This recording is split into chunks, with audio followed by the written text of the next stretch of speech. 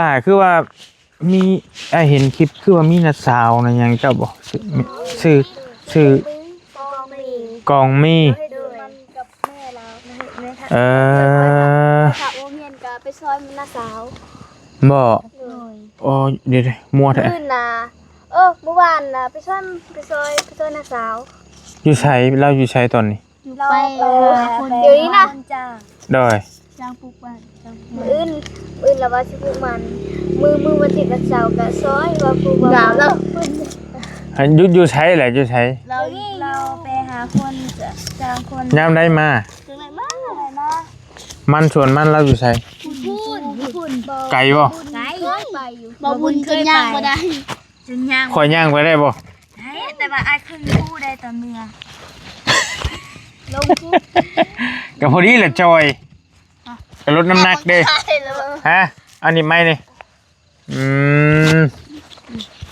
มินิมึงเด้เอาญาติกันละบัดนี้คือบ่ญาติกันบ่ได้ญาติแล้วให้ค่อยนิบค่อยให้เรานิบได้ยินอยู่ดอกคุณเจ้าเสียงดังอยู่ผู้นี้เสียงอันนั้นเสียงคอยจังหน่อยมาบ่โดยโอเคจังหน่อยสินั่นสิถามไทยแล้วได้กระเทินได้มาเลยบ่อื่นยันมาเพื่อบริสิขึ้นมาฮอดแล้วก็ยันทีมงานยันเป็นมาหลายคนนะหลายคนมวนเนาะที่โง่ถ่ากันแต่ตอนนี้มันว่างดิสบายดีแล้วล่ะด้วยสบายดีเช่นนี้สบายดีป้าลุงโอ้ป้าลุงบอกป้าลุงเลยกับพวกอ้ายเนี่ยสิเป็นลมเลยบ่สบายมากบ่ค่อยสบายสิบ่จุ๊บเจ้าบ่สบายบ่ตักแดดขี้มูกไหลเอาเลยมื้อวานนี้น้องเลี้ยงกับน้องแต่น้องเลี้ยงกับน้องนี่เป็นไข้แต่จริงน่ะเลือดออกเลยดังเอ้าโอ้สร้างว่านักไปนั่นพุ่นน่ะเดี๋ยวนี้เลือดออกผู้โอ้พ่อบอกว่าฮ้อนในบ่ว่าผมเป็นใจเขาใกล้ไปแล้วใช่เนาะครั้งเดียวเนาะครั้งแรกเนาะบ่แต่ตอนนี้เราดีๆเลยเอาแบบนี้เลยบ่จะย่านได้สักพักว่าบรรยากาศเริ่มหนาวและเริ่มเย็นแล้วพี่น้องมื้อเว้นนี่พัดร้อนๆได้เย็นสบายยังบ่ทันอาบน้ำเลยว่าสิไปอาบน้ำอาบน้ำอาบมื้อเช้านี่อาบแล้วติมื้อเช้าบ่ได้ผู้นี้บ่ได้อาบนี่คนยังบ่อาบแต่น้องอาบแล้วเอาตำข้าวเด้เบายาวให้ตำข้าวมือหมดอันนั้นเลยตำข้าวฮกบ่ยาวให้ตำข้าว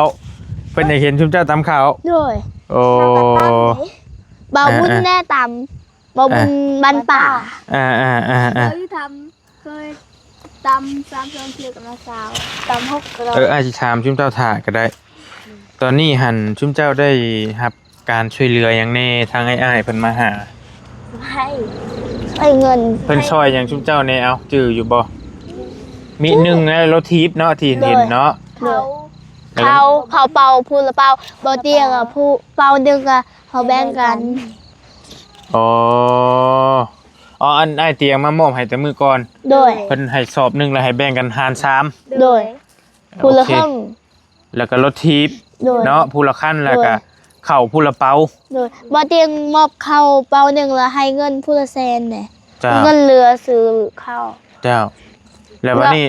ต่อมาจะว่ากันว่าก่อนว่ารถมาบุญเนาะเลยมาบุญซื้อรถทีบแล้วซื้อข้าวพูละเปล่าแล้วก็อาจารย์ลาวให้เงินใส่เงินอีกคนเท่าไหร่คนละ607,000โอ้ก็อาจารย์ลาวสะพายผู้นี้ลายแล้วผู้นี้เอาแต่จริงๆได้ลายก็มู่บอกนี่ผู้นี้ลาย3 ล้านโมเมนต์น้องจะดีเราเลยลายลืมชื่อได้ละสะพายอยู่ส่วน300,000และก็คือฮอดเฮือนอีก300,000บอกบุญสะพายอีกแล้วก็บ่อาจารย์ลาว300,000ลุงเฮิมแหน่เฮากับลุงเฮิมกับสะพายคือกันผู้ละ600,000สำคัญบ่ล่ะเจ้าคือได้ลายก็มู่ถ้า FC ให้คนเดียวผู้ละจนมาก็จนมาจังผู้ MC ให้ผู้ใดเอาเด้อเข้าใจแต่ว่าถ้าให้เขาก็เอาถ้าให้จะดีก็เอา ให้นาบาวช่วย ถ้ามีเงินหลายค่ะก็ให้พอผู้ละแสนแต่ ตอนนี้เงินมาบอกอยู่พอแล้วเนาะ อืม ให้พอแล้วลงทุน บ้าน โอเคพี่น้องเอาผ้ากันขีดดินเฮ้ยวันนี้เฮ้ย เฮ็ดไปแล้วแต่คือว่าบางกระไอ้นึกก่อนจูนสมองมาก่อนคือว่ามีเห็นบ่บุญมาไผสิสร้างบ้านให้แต่จริงบ่บ่แม่นใจดีบ่แม่นบ่หรือว่า FC จะชื่อบ่หรือจังได๋ FC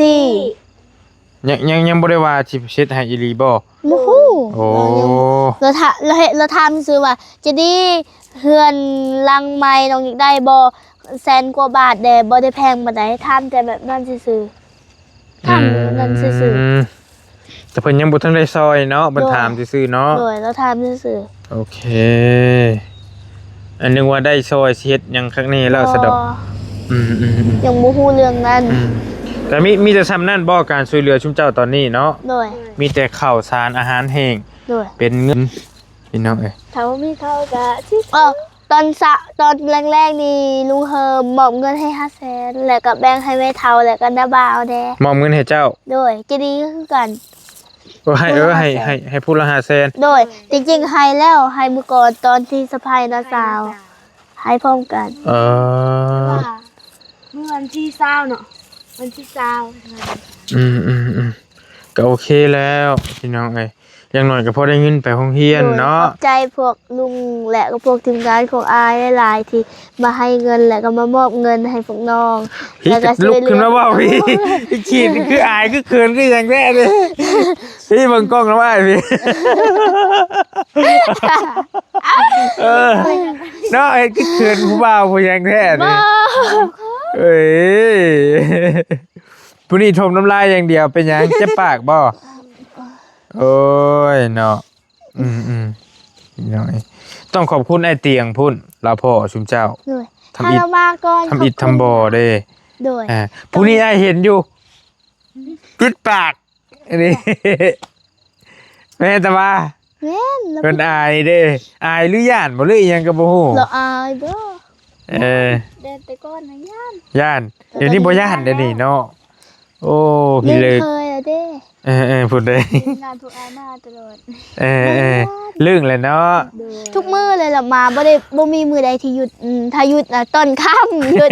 นอนมาตื่นบ่บุญมื้อนั้นละมาตอนเช้าตอน6 โมงเลยเด้ บ่พี่เลย มาสีสะพายแล้วเราตื่นแต่เช้าเลย ตื่นแต่เช้าแล้วมาพอไก่แล้วก็ตกใจซื้อไก่200,000อาจารย์ลาวเราเบื่อแล้วบ่ เมื่อแล้ว ไก่เราเด้ไผเอาเบื่อให้เรา เมื่อแต่เมื่อว่าเมื่อไป อืม รู้ว่าพากไก่กันเด้อมืออื่นสิมาเอา ถ้าเราบ่เอาข่อยก็พากให้บ่บุญใช้รถโลดเราบ่เอา แบบอื่นเป็นเนื้อ เอาซื้อแล้วบ่เอาว่าเสียใจเลยขนาดของเราอย่างไรโดย อืม ซื้อห้อง ฝาก พอจริงๆ2,500,000แล้วก็ให้ลาว เราบอก เอา เลี้ยง บางทีถ้าว่าเตียงว่าก็ซื้อให้ว่าเตียงกับบอลี่แน่ ชื่อหยัง ชื่อบางเทื่อชื่อเป็ด เอาถ้าเขามีเป็ดก็ชื่อเป็ดเอาฮูตอบคุณน่ะเด้เขา คันว่าสิฝากชุ่มอ้ายนะเอาแบบว่า เป็นโบเกี่ยวกับสัตว์เด้อ ไม่อยาก เอาเป็นงูเนาะเอา ไม่อยาก จ้ะ หมักกล้วยบ่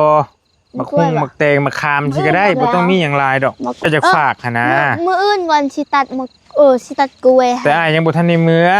ทายเมื่อตัด มัน กระบ ชุ อก ก เป็น ขา ไง เพื่ออะไรแหละ บ่เอามากินฉะตัดมา โดย เดินอื่น คือบ่เอามาขายก็ได้ ตอนนี้ว่าไม่ใครซื้อ ว่าสิห้ามก็บ่ห้ามแล้วน้ำใจได้เอามาสิกินอ้ายก็มากินอยู่ มื้อก่อน มักกล้วย สิตัดแบกให้ เพราะอ้ายบ่นี่กับสัตว์นี่อ้ายบ่ปานใดหั่นนะ เออ บ่เตียงก็คือการอ้ายมันกระบะมันก็สิเอาไปต้มกินก็ต้มบ่ได้ ไปเลี้ยง ไปเลี้ยงกับ ให้อันนั้นอาจารย์ลาวเราไปเลี้ยงไก่ตีไก่ตีมันไก่ จะซื้อมาอีกบริไก่เจ้าน้ำหนีเลย บ่แม่นไก่พอจริงๆซื้อมาค่อยซื้อคืนแต่ลาวซื้อ2,500,000 โอ้เอาเงินใช้ชื่อเงินเพิ่นเอาให้นะ เด้อ อ อยากกลับบุญคุณเราให้เงินเด็ก คอยยังจะได้เป็นเจ้าจีซันปลอมจีนะ ประธานยังก็ประธานป้อง กระชัน กระชัด อ๋อ งูปลอม ฮะ งูปลอม งูเพิ่นเว้ายังอยู่พี่ล่ะ กระชัด กาสัน กระชัด เลย กาสันชะอันซอก ระสั้น โดย กระสั้นโอ้เออโอเค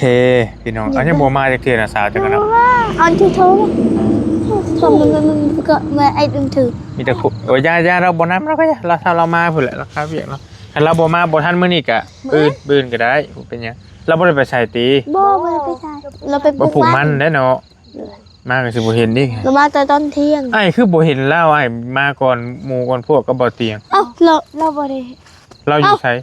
เราก็อยู่เฮือน เราอยู่ตอนที่บ่เตียงมาน่ะเราก็อยู่นั่นแหละบ่เตียงไข่เครื่องหั่นน่ะแต่ว่าตอนมาทำบิดบ่เตียงมาพ่อเรากับแม่เต็งกิ๊กกับเต็งกิ๊กเลยจะนี่ แต่ว่าบ่ได้เห็นเจ้าได้ในมื้อนั้นเนาะเจ้าบ่ได้ไปโสดนำบ่ บ่ตามข่าวอ ไป ยู่เพื่อน ให้ไปเจ้าไป ด้วย ผู้นี้ไปเนาะ ด้วย เออโอเคไปสองคนบัดแล้วมาเห็นอ๋อบ่เตรียมมาต่ออยู่เพื่อนเจ้าจังได้ใช้แว่นรีวิวแว่นอหยังได้ โดย อืม ทักคนเสียเลย ไอ้ถามย้อนหน่อยหนึงเนี่ยมื้อนั้นไอ้เอาเงินให้คนละล้านเนาะ ด้วย พากันไปซื้อหยัง ไม่พอให้พอลงขึ้นยัง เคยย่าง ถ้าบ่มีเข้าก็ซื้อข้าว ถ้าบ่มีเขาก็ซื้อ ยังบ่ทันได้ซื้อหยังบ่ โดย เออ วันที่พวกทีมงานพวกไอ้ให้นะเอาไว้หมดเลยบ่ได้ซื้อหยังเด้อ บ่ได้ซื้อหยังเลย บางทีบ่มีเขาก็ให้แม่เฒ่าซื้อข้าว บ่อยากได้หยังบ่สละหรือจังได๋ ก็บ่มีข้าวกินแน่ พอเราไปยึดสิน ประหยัด โดยประหยัดให้แม่เฒ่าซื้อข้าวกิน โอเค เงินที่ไอ้ให้นะเอาไว้อยู่พ่อ เอาไว้นำพ่อเจ้า ลงทุนซื้อไก่ วันนี้นะอาจารย์แล้วก็บ่าวบุญสารวันให้อีกล้านหนึ่งกับปะยืนหยอดกระปุก อืม อานาลุงเทิมให้อีกล้านหนึ่งกับอายุพ่อ ยังบ่ทันเห็นพ่อเจ้าจักเทื่อ พอเราก็อยู่เพื่อนแล้ว แล้วก็พ่อแต่งจริงนี่ก็ยังบ่ทันเห็น อยู่ในคลิปเบาบุญก็มี แล้วก็ เลย พ่อ นี่ ใจดีก็บ่ทันเห็นพ่อเลี้ยงนี่ก็บ่ทันเห็น ดูในคลิปบ่าวบุญวัดเลย เขาไปหาอยู่งานคุณขี่รถจักรอีห้าง ไปกับจิตี้ตะขี่รถจักรอีห้างแหละทีมงานของไอ้ตะขี่รถไม่ไปหา ไปอยู่ส่วนมันน่ะพี่เลย รถเทซ้ ว่าหมดน้ำมันเห็นขึ้นหมดน้ำมันเดี๋ยวเมื่อขึ้นมา ำคือขี่ได้ ได้ ติดจักรได้ โอดมาชิเซ่ อืมโอเคก็โอเคน้องๆเพิ่นอบอุ่นพี่น้องอยู่น้ำกันดีกันอยู่หลายคน มันเลิกกันดี แล้วก็คันสมมุติว่าบังเอิญอยู่ผู้หนึงผู้เดียวนี่ก็สิแบบหนึงอีกได้ในเบิ่งทรงอันนี้อยู่หลายคนเด้ก็พอเว้าได้แน่ก็เพิ่นว่าอยู่ผู้หนึงผู้เดียวนี่ก็สิบ่จักคนในสิว่าไปจัก ถามคำตอบคำมันจัก ก็โอเคอยู่ที่ล่ะบ่ได้เมื่อยบ่ได้หยังตีชุมอ้ายมาหลายกะ โอเค โอเค ม่วนแห้งม่วนแห้งดีใจ ยันว่า แห้งดีใจเด้ ยันว่ามาโอ้ยมาหยังดุดันคู่มือคู่เว้น บ่ แท้ บ่ได้เว้าคำแห้งดีใจแห้งมักแห้งมักเข้ากล้องนี่ บ่ เลย ส่วนหลายอ้ายเห็นเขาเจ้าย่านกล้อง บ่ เนาะ บ่อายตอนมาทางบิดนะก็บ่อายเลย อ้ายเชื่ออยู่เจ้านี่แต่ผู้นี้ น้องเลี้ยงนี่เชื่ออยู่กับแต่งจริงนี่ ตอนนี้เราเข้ากองบ่ได้อายแล้วเด้ บ่ผู้นี้แม่ง นะ เก่งกูหมู่บัดนี้ติบ่อายแล้วของกล้อง มีอันนี้ป่ะ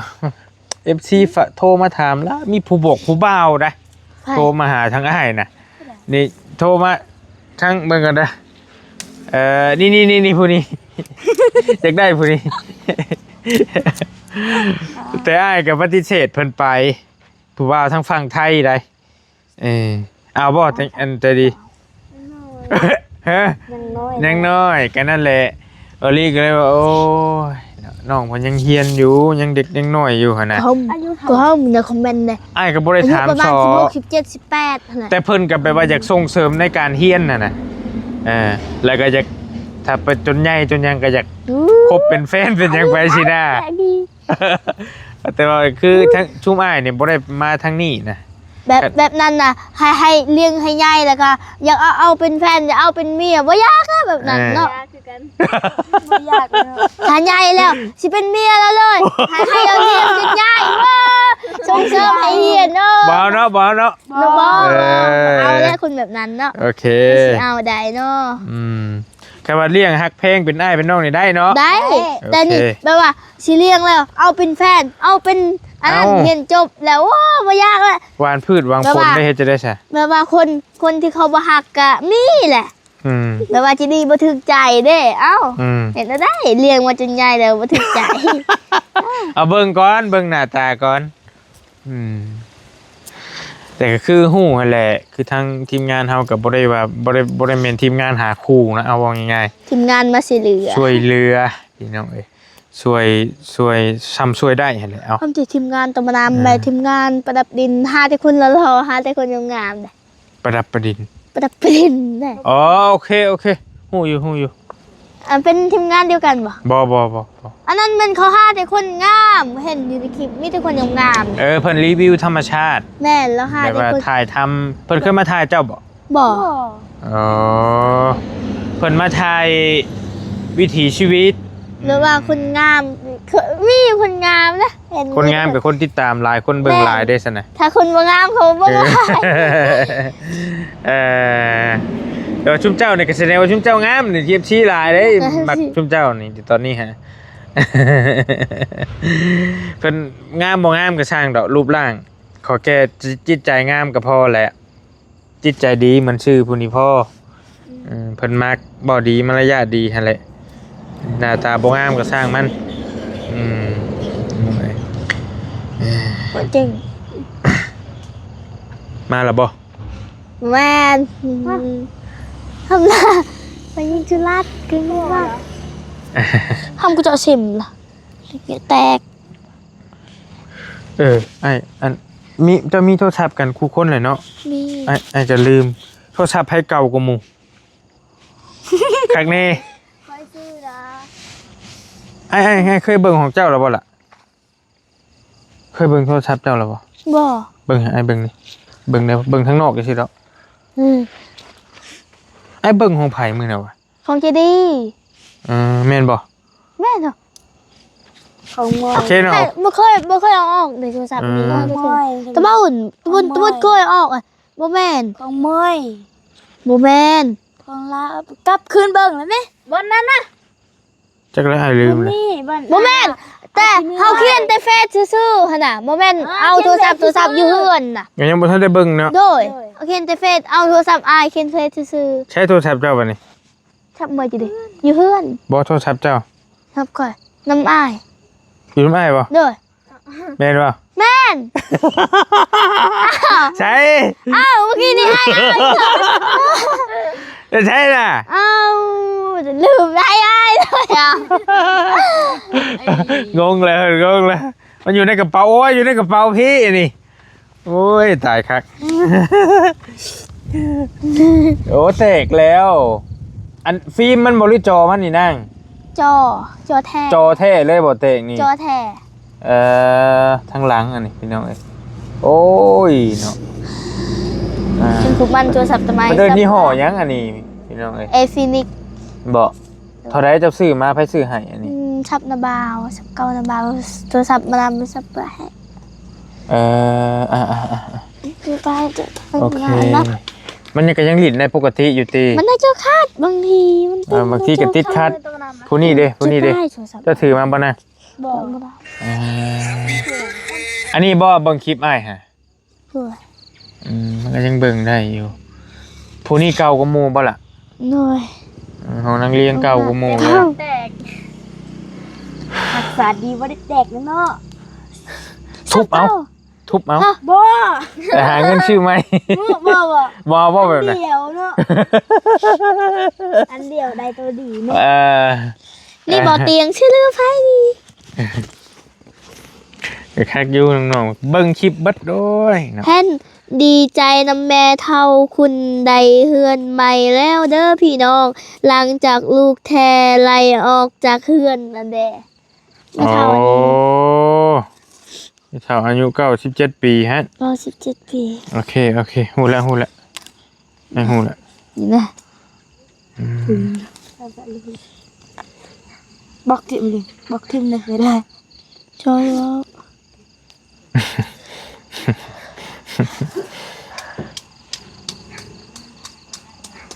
เอ้าเวลาก็ล่วงเลยเด้อพี่น้องมันก็มืดเข้ามีแต่สิเมื่อพระเท่านั้นแล้วฉบับนี้บื้อจังซี่ กับพ่อหน้า มาพอเราไหมเพราะว่า เรากับแก เพราะว่ามันค่ำให้เติบแล้ว 7 โมงเลย นอนหลับบ่มนี่2 คนเจ้า หวังว่า2คน3คนสินอนบ่หลับ 7 โมง18 นาที น้องนี่นอนหลับสบาย อ้ายก็บ่ได้บอกไผอีกได้ว่าอ้ายสิซื้อมาทีมงานก็บ่ได้จักแซ่บแรกๆอันนี้นะ เห็นคลิปบ่อันนั้นบ่เขาแต่ก่อนน้ำฮู้คือกัน น้องเห็นก่อน แต่บ่าวนั่นบ่าวบุญบอกว่าครูอยู่บ่ว่าบ่ลีซื้อรถนั่นรถมาภัยจักถึกภัยแล้วเห็นฮู้เฮาก็เข้าไปเบิ่งคือกัน ดังนั้นบอก เห็นฮู้หาคน เห็นรูป5คน ใช่ไม่ได้ แอบดีใจอยู่ติ ดีใจ อืม ดี ผู้นี้ ใจแต่ว่าน้อง คิดว่า หลับสบาย น้องอุ้มสุกกับน้องน้อยบ่ถึกแน่นอน อืม เห็นอยู่คลิปมีคนคอมเมนต์ว่าน้องน้อย100%บางทีก็น้องสุก100% นอนฝันเอาเด้อ บ่พันดอกมึงอื่นก็ได้แล้ว ค่ะ ได้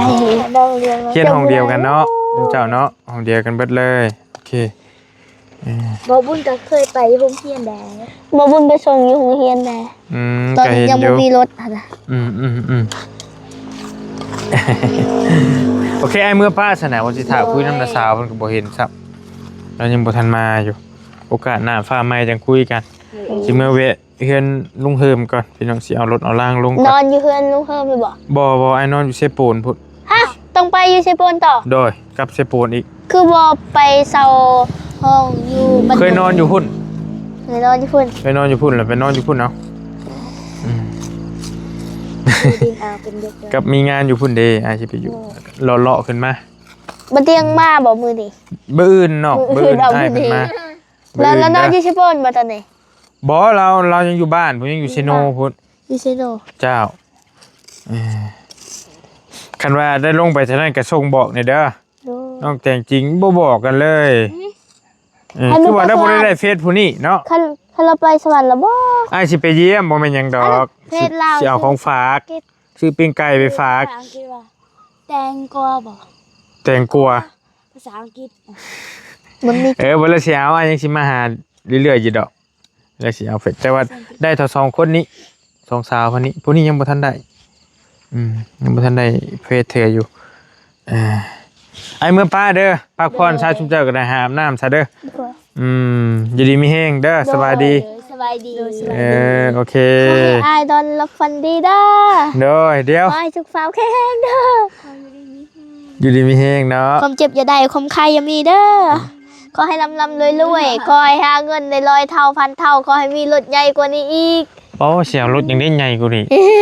รถดาบ ฮะรถ10ล้อบ่ รถ10 ล้อพอดีเลยมีคน100 คน200 คนขี่หั่นน่ะ บ่ เลย แนวนั้นบ่ไอ้ของใจมื้อนั้นไอ้เห็นใจดีใช้เสื้อตัวนี้แม่นบ่มื้อแรกเลยมื้อนี้เห็นผู้นี้ใช้ อ้าวเชื่อนะจะเอาใช่ โอ้มาประเห็นผู้นี้ใช้บาดนี่บ่ไปดีเลยโอเคได้แล้วมาเอาไม้ให้อ้ายหน่อยเอาไม้ให้ลุงเอาไม้ให้ลุงหน่อยมา ลุงเงินบ่มอายลุง ลุงลี เอ้าอายยังบ่อายุเท่าไหร่แล้วลุงให้เงินลุง ให้ทายเอา 30 เอานั่งลง โอ้ เตียง32 ปีเนาะ27 ผู้นี้ชาเจ็ด 28 พี่เอาโอ้ย 28 เอาให้แน่คำหนึ่งเด็ดขาด 28 ทายถึกสีเรียกกาแฟ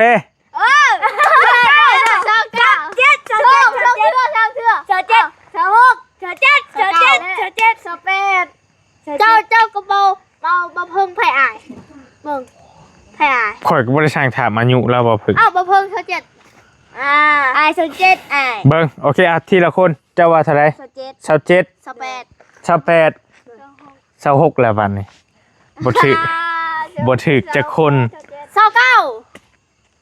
ถึงบ่29 เอาได้เว้าแล้วเด้อบ่ แม่นเอ้าบ่เตียง32เด้ อ้ายห่างกับบ่เตียง2 ปี แม่น29เด้อ3030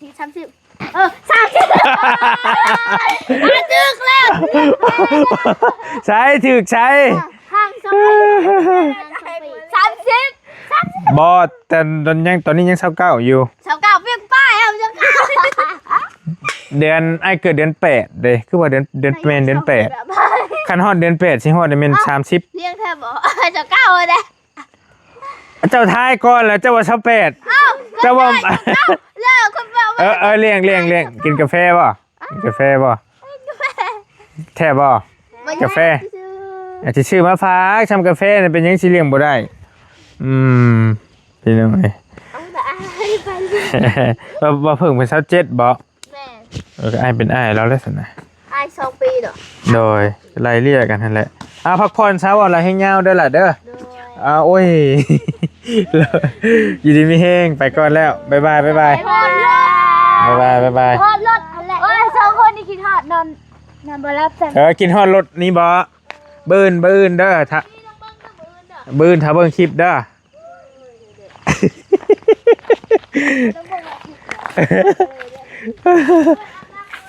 ให้2 คนนอนบ่รับ นอนบ่รับเอา นอนรับสบาย โอเค โอเคล่ะโอเคไปบอลลี่ขอตัวเดินทางก่อนบัดนี้สิกลับมือของลุงเฮิมพุ่นแหละสิเอารถเอาล่างลงไว้เพราะว่าเรามีเฮือนข้างในแหละก็ยันมันรถมันตกเสียหายเดี๋ยวจังสิเอาไปมอบให้เพิ่นเนาะพี่น้องเนาะอยู่ดีมีเฮงโชคมาร่ำรวยเนาะมาหาน้องๆเพิ่นตอนค่ำน้องๆเพิ่นก็ต้อนรับเป็นอย่างดีเว้าจะเก่งขึ้นหลายเนาะให้เว้าเป็นกันเองขึ้นหลายเนาะว่าสิมาสัมภาษณ์เอื้อยนะชาวเพิ่นแต่ว่าเพิ่นเองก็บ่อยู่ซ้ำกันเลยมาคุยน้ำน้องเพิ่นแล้วก็แล้วไปแล้วก็จังบ่อื่นจังว่ากันอยู่ดีมีเฮงบ๊ายบายพี่น้องเจอกัน